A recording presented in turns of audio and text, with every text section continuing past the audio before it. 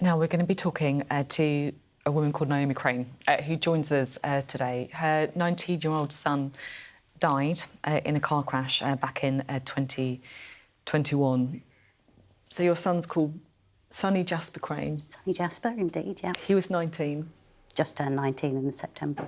And he was a passenger in this crash, wasn't he? He was indeed, yeah. Could you? I know how difficult it is to talk. I know that, and we'll take your time. We really appreciate you coming in this morning. Can you talk us a little bit about what happened? Yep, it was an ordinary Sunday. I think I was decorating. He was up late, came down, ordered himself some breakfast, even though there was food in the fridge to make breakfast. Went back up, poodled about, came down about 3:30, said, I'm going out. Said, absolutely fine, where are you going? He did the usual, you ask too many questions, Mum, and skipped out the door 3:30 that afternoon to play top golf with some new friends. And 9:15, there was a bang on the door. I thought, he's forgotten his key again. And it was a police officer who said, there's been an accident. He'd been taken into London. It was the nearest trauma hospital. They took us there. When we arrived there, they said that it wasn't looking good. And then they moved him up into intensive care. And they said he'd suffered a traumatic brain injury. And that the odds were he wouldn't survive. But he was a little fighter. He obviously never regained consciousness at all, and he spent 20 days on life support. And then on the 27th of November, my husband and I had to sit with him whilst his life support was removed. I'm so sorry. No.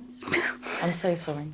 It's every parent's nightmare. You can't imagine. It doesn't happen to, you just think it's never going to happen to you, and it does. We're looking at pictures of him on our TVs now. Talk to me about what he was like. I mean, by your description there, it sounds like he was like a force of nature. He was born ready, that one. As a small child, we used to just say he was a Duracell bunny on speed. He didn't stop. He just was relentless.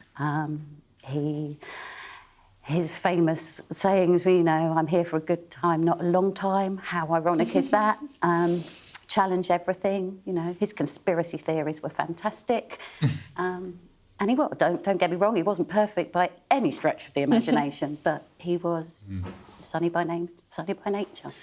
Naomi, I just want to get your thoughts on graduated driving licences, because the government are continuing to refuse to introduce them. They say they're looking at other options. Many people I've spoken to have believed that their loved ones may have been saved had GDLs been in place. I just want to get your thoughts on that.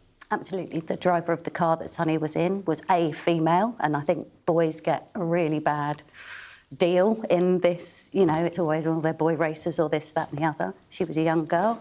She'd had her licence for 24 days, and she, in her words, lost control of the car. We're giving them killing machines. You go from having lessons where it's turn left at the next roundabout, or, put them in a car with their mates who are boinging around, playing music, chatting.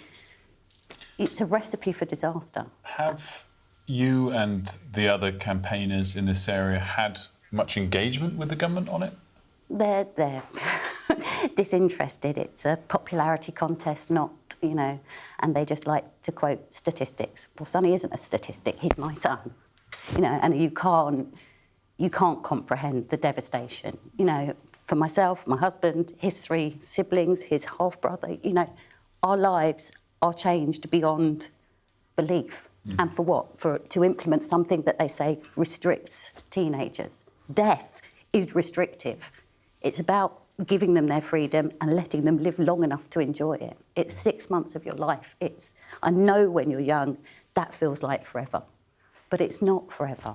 You've spoken so powerfully this morning. Sorry. No, you've spoken so powerfully, and you've sent a really, really clear message to the government. So we thank you so much for your time today. Thank you for covering it.